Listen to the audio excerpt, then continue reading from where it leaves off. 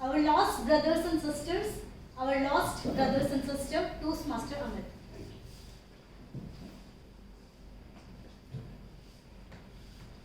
Toastmaster Vivek. Who is Charlie Chaplin? Charlie Chaplin is a comedian of the black and white world. He's an English comedian. Toastmaster Krishna. Who is Pablo Picasso? Painter.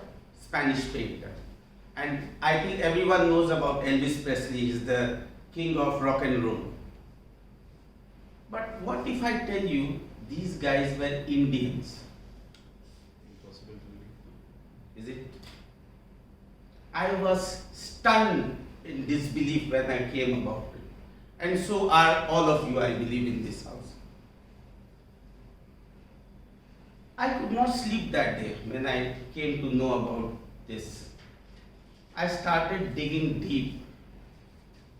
And this is how I was introduced to the world of Romani people, or the Roma.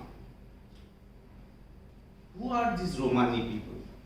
What do you get when you hear the word Romans? They are not. They are people from Indian lineage. Charlie Chaplin, Pablo Picasso and Elvis Presley were very proud of their Romani heritage. About 1200 years or so ago, we had these Turkic waves of invasion into India. For centuries they were defeated, but eventually these Turks and Arab invaders were able to invade India successfully. When they invaded India, they did terrible things. And when they went back to their homeland, not only they took the looted money from India, but also along with them took thousands of men and women as slaves from India. As they were taking along these men and women, they had to pass through the Hindu Kush mountains presently in Afghanistan. Some of them died because Hindu Kush mountains are very cold and Indians are used to warmer climate. Kush means killers, and that is probably how the Hindu Kush mountains got its name, killers of Hindus. When they went to Central Asia and Turkey, from where these invaders had come and they had enslaved them, they had put a burden on their economy. They started putting burden on it. And after a few years, they found that they were difficult to manage them. So they didn't want to massacre them in their own country. So they ordered them to march westwards and prohibited them going back eastwards into India. And this is how these Indian slaves found their way into Eastern Europe and other parts of Europe. And these are the people whom today we know as the Romani people or the Roma. They are the biggest ethnic minority of Europe.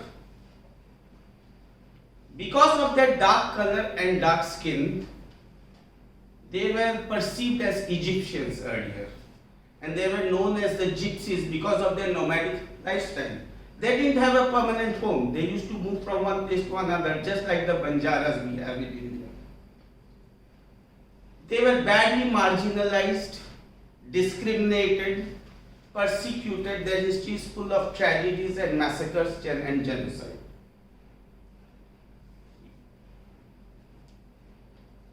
But they kept on moving and living and thriving. For centuries, they were enslaved. Mostly they are in Eastern Europe, and then from there they moved up into the rest of the Europe.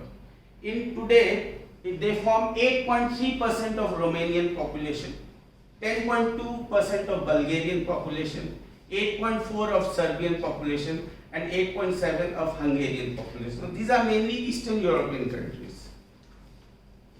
To survive, they converted to Islam and Christianity so that they are not persecuted religiously. But even today, they follow their customs and rituals. One such example is the worship of goddess Sara Kali. Sara Kali is Christian Virgin Mary. She is dark in color. She is given a ritual immersion after a procession every year. Essentially, they are worshipping goddess Kali in the form of Christian goddess. Their language is very similar to Indian languages, but it was not known to them. When a group of researchers in the early 20th century doing some research on Romani language, they found striking similarities between Indian languages and the Romani language.